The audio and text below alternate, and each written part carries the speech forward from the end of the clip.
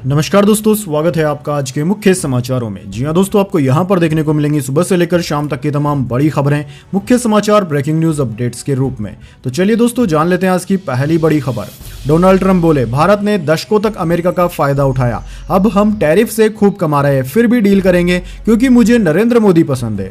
दरअसल दोस्तों, अमेरिकी राष्ट्रपति डोनाल्ड ट्रंप ने भारत के साथ व्यापार को लेकर कहा कि लंबे समय तक भारत ने अमेरिका के ऊपर ऊंचे टैरिफ लगाए और उसका फायदा भी उठाया। ट्रंप ने दावा किया कि अब स्थिति बदल गई है और अमेरिका भारत से अच्छी कमाई कर रहा है। ट्रंप ने आगे कहा कि अमेरिका और भारत के बीच जल्द ही एक बड़ा व्यापार समझौता भी हो सकता है क्योंकि मैं मोदी को बहुत पसंद करता हूं। मोदी मेरे बहुत अच्छे दोस्त हैं, हमारे संबंध अच्छे हैं और हम एक दूसरे को अच्छी तरह समझते हैं। ट्रंप का दोस्तों यह बयान ऐसे समय पर आया है जब अमेरिका की एक टीम हाल ही में नई दिल्ली में भारत सरकार के अधिकारियों के साथ कई दौर की बातचीत कर चुकी है। चलिए दोस्तों, आगे बढ़ते हैं। प्रधानमंत्री मोदी बोले, जनता कांग्रेस से नाराज इसलिए कर्नाटक का मुख्यमंत्री बदला गया। जिन्होंने देश को दूसरों पर निर्भर रखा वो आत्मनिर्भर भारत का मजाक उड़ा रहे। दरअसल दोस्तों, प्रधानमंत्री मोदी ने कहा कि कांग्रेस 12 सालों से अराजकता और अनिश्चितता फैला रही है। कर्नाटक की जनता भी कांग्रेस की नकारात्मकता से नाराज है, इसलिए कर्नाटक में मुख्यमंत्री बदलना पड़ा। नरेंद्र मोदी ने कहा कि दूसरों पर निर्भर रहने वाले देश विकसित नहीं होते। आज देश में कुछ निराशावादी लोग हैं जिन्होंने देश को दूसरों पर निर्भर रखा है। आज वो आत्मनिर्भर भारत का मजाक उड़ा रहे हैं। दोस्तों, प्रधानमंत्री ने शुक्रवार को गुजरात के सूरत में यह बातें कही। उन्होंने वहां से 18,000 करोड़ के प्रोजेक्ट्स का उद्घाटन भी किया। चलिए दोस्तों, आगे बढ़ते हैं। फायरिंग मामले में हो सकती है खान सर की गिरफ्तारी। पटना में कोचिंग के बाहर छात्रों का हंगामा, पुलिस की अपील बहकावे में न आए। दरअसल दोस्तों, पटना में फायरिंग मामले में खान सर की गिरफ्तारी हो सकती है। कदम कुआं थाने में फैजल खान उर्फ खान सर के खिलाफ हत्या की कोशिश और आर्म्स एक्ट के तहत केस दर्ज किया गया है।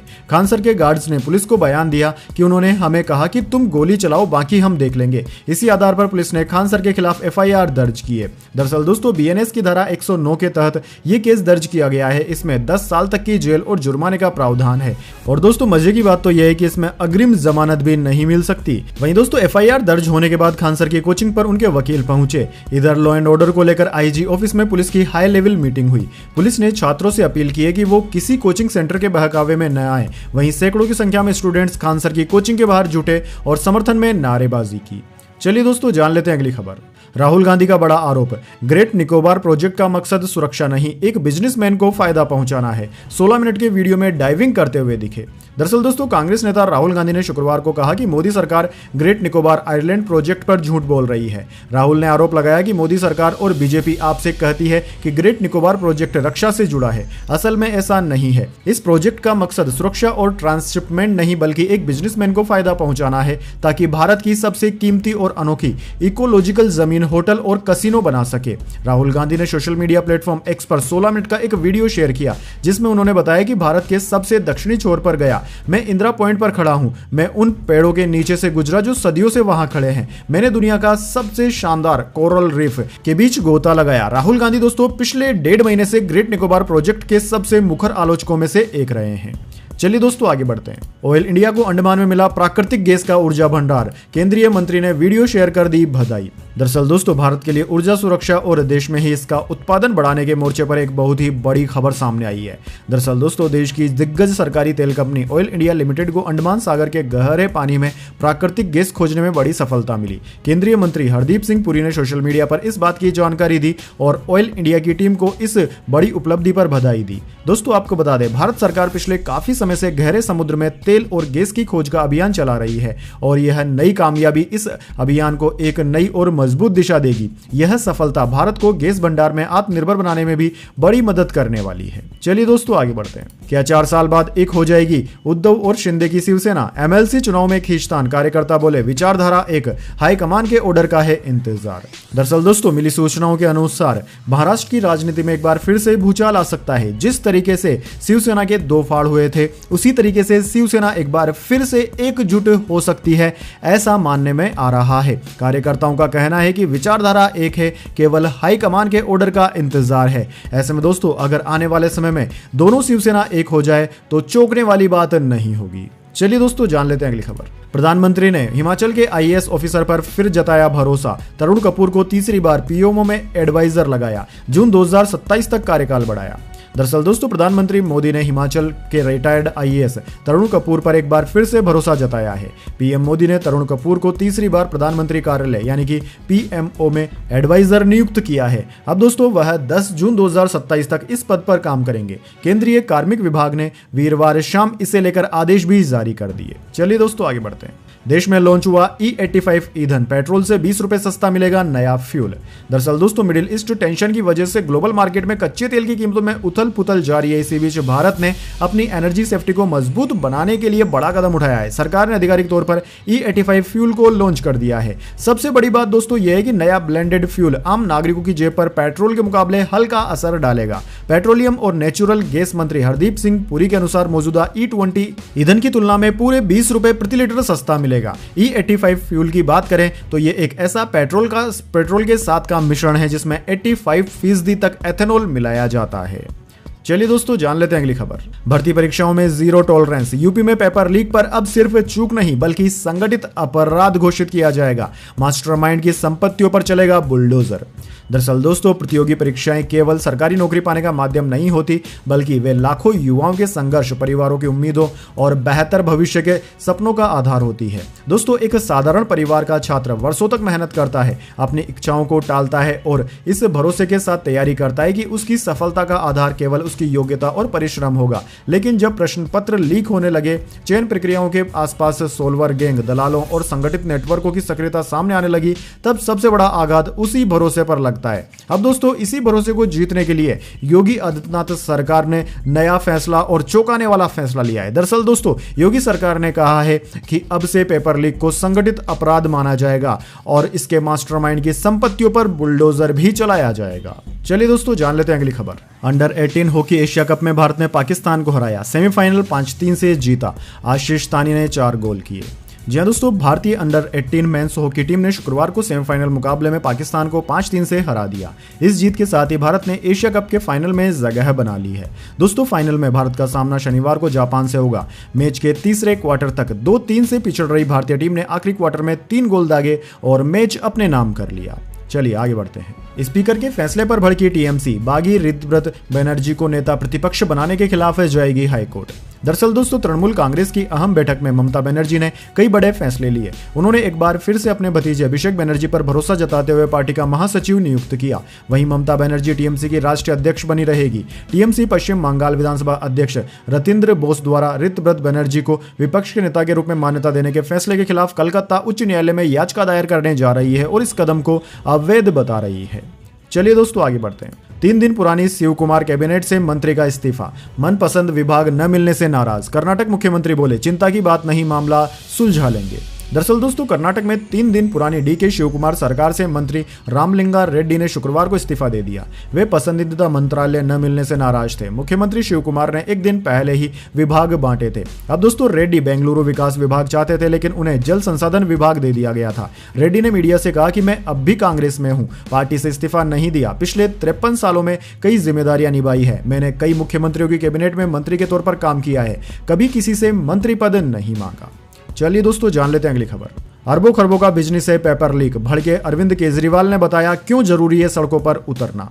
दरअसल दोस्तों देश में लगातार सामने आ रहे पेपर लीक और परीक्षा से जुड़ी गड़बड़ियों को लेकर आम आदमी पार्टी के संयोजक अरविंद केजरीवाल ने केंद्र सरकार पर निशाना साधा। उन्होंने छात्रों और अभिभावकों से अपील करते हुए कहा कि यदि लोग अब भी चुप रहे तो आने वाले वर्षों में भी परीक्षाओं में इसी तरह की अव्यवस्था देखने को मिलेगी। अरविंद केजरीवाल का यह बयान ऐसे समय में आया जब नीट, सीबीएसई, क्यूट और एसएससी जैसी प्रमुख परीक्षाओं को लेकर देश भर में विवाद और विरोध प्रदर्शन जारी है। वहीं दोस्तों 6 जून को जंतर मंतर पर शिक्षा मंत्री धर्मेंद्र प्रधान के इस्तीफे की मांग को लेकर प्रस्तावित प्रदर्शन की भी तैयारी चल रही है।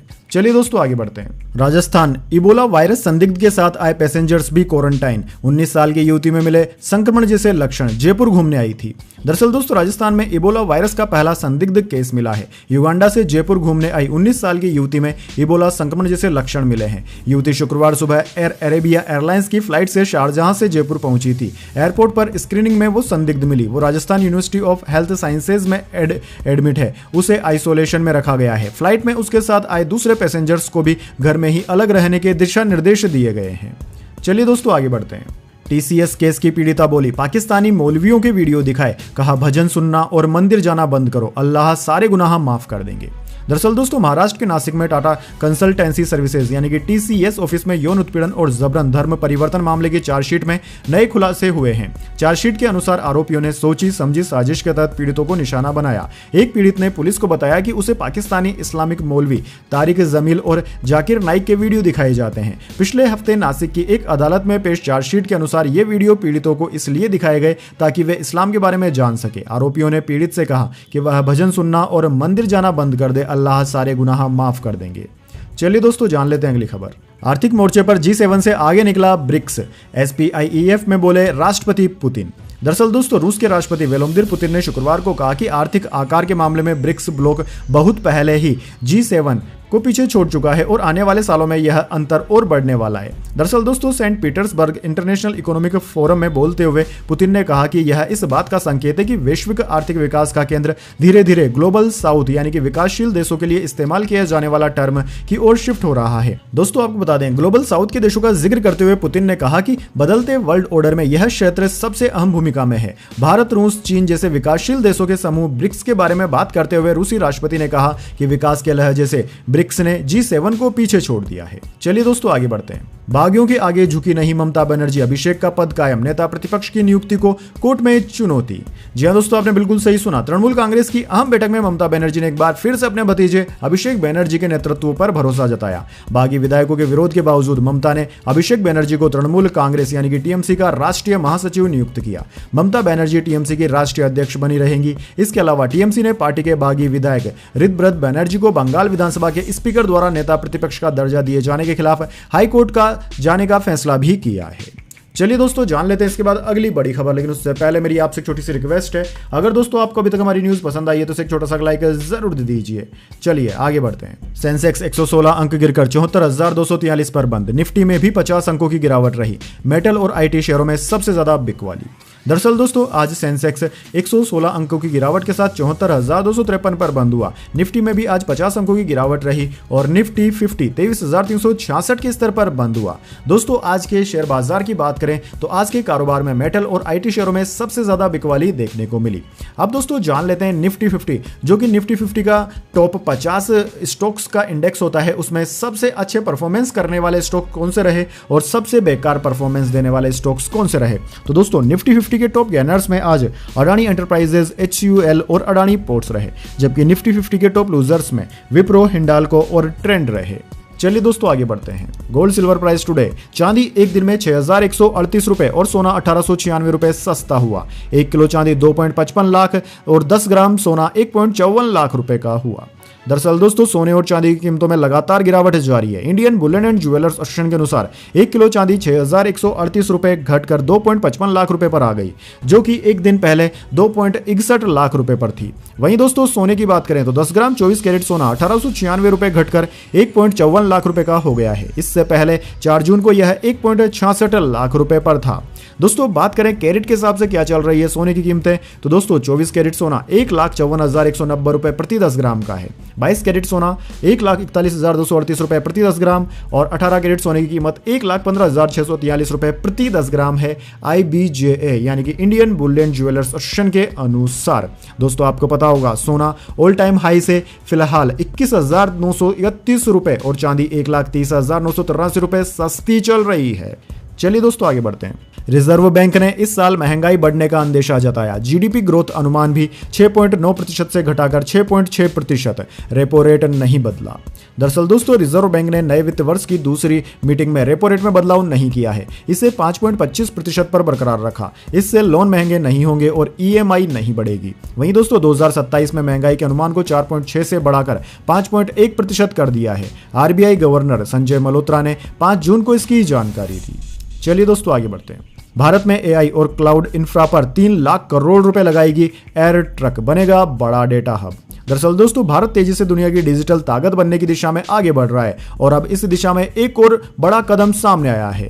ब्लैक स्टोन समर्थित एयर ट्रक ने घोषणा की है कि वह वर्ष 2030 तक भारत में $30 अरब यानी कि करीब 3 लाख करोड़ रुपए का निवेश करने की योजना बना रहा है। कंपनी का यह निवेश डेटा सेंटर, क्लाउड कंप्यूटिंग और आर्टिफिशियल इंटेलिजेंस यानी कि AI से जुड़ा डिजिटल इंफ्रास्ट्रक्चर तैयार करने पर केंद्रित होगा।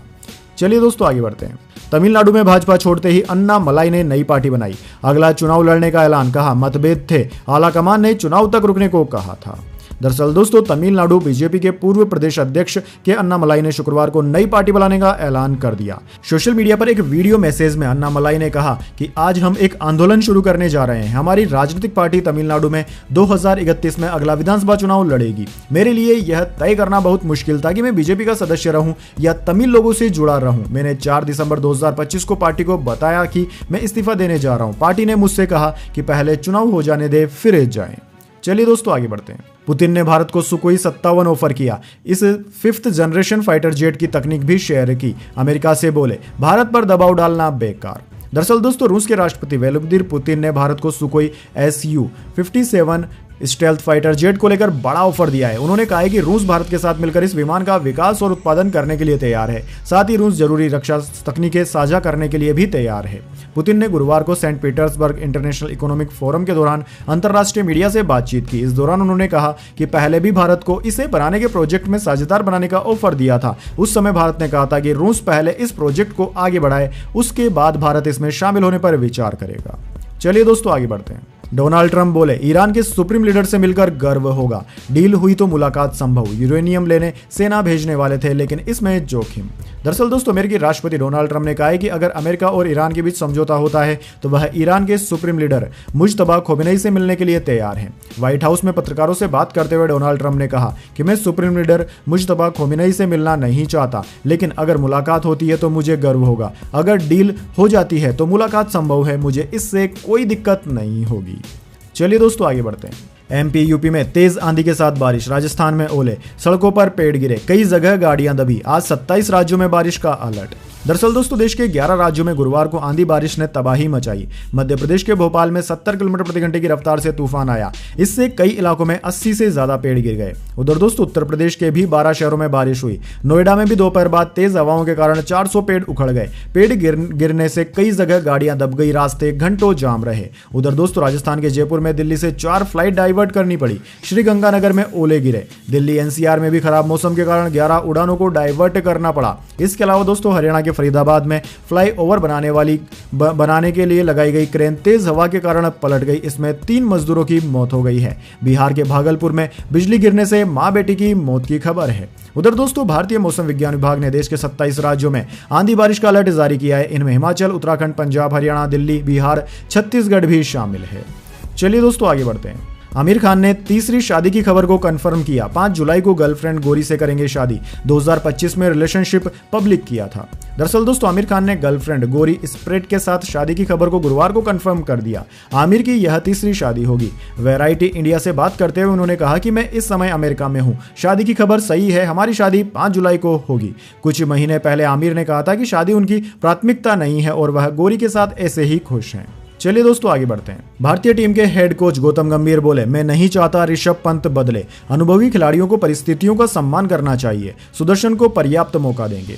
दरअसल दोस्तों इंडियन क्रिकेट टीम के कोच गौतम गंभीर ने संकेत दिया है कि माहौली में न्यू चंडीगढ़ स्टेडियम में कल से शुरू होने वाले भारत अफगानिस्तान टेस्ट मैच में शाई सुदर्शन भी खेल सकते हैं। वह देवदत्त पड्डीकल की जगह तीसरे नंबर पर बैटिंग के लिए आ सकते हैं। गंभीर ने स्टेडियम में मीडिया से बातचीत में ऋषभ पंत को उप कप्तानी से हटाने को लेकर सीधे तौर पर कुछ नहीं कहा। गंभीर ने इतना जरूर कहा कि हम ऋषभ पंत में बदलाव नहीं चाहते, लेकिन इंटरनेशनल क्रिकेट में खिलाड़ियों को मैच की परिस्थितियों का सम्मान करना जरूरी है। पंत की जगह KL राहुल को कप्तान बनाया गया है। तो दोस्तों यह थी आज की तमाम बड़ी खबरें। इसके बाद दोस्तों बारी आती है आज के माइंड क्यूज क्वेश्चन की। जी हाँ दोस्तों, एक आसान से सवाल का जवाब देकर आप जीत सकते हैं एक सरप्राइज गिफ्ट हमारे यूट्यूब चैनल की ओर से। तो दोस्तों आज का सवाल आपकी स्क्रीन पर आ चुका है। कोणार्क का सूर्य मंदिर कौन से राज्य में स्थित है? जी हाँ दोस्तों, आप जानते हैं सूर्य मंदिर जो कि कोणार्क में है वह भारत के कौन से राज्य में स्थित है? तो जल्दी से उस राज्य का नाम करो उसमें लिख दीजिए। अगर दोस्तों आपका जवाब होता है एकदम सही और आप चुन जाते हैं लकी विजेता के रूप में, तो आपको मिल सकता है एक सरप्राइज गिफ्ट हमारे यूट्यूब चैनल की ओर से। तो दोस्तों जल्दी से अपना उत्तर कमेंट बॉक्स में लिख दीजिए, वीडियो को लाइक कर लीजिए और चैनल को सब्सक्राइब कर बेल आइकन जरूर से दबा लें ताकि हर रोज आपको मुख्य समाचार ब्रेकिंग न्यूज अपडेट्स देखने को मिले। धन्यवाद। वंदे मातरम। जय हिंद, जय भारत।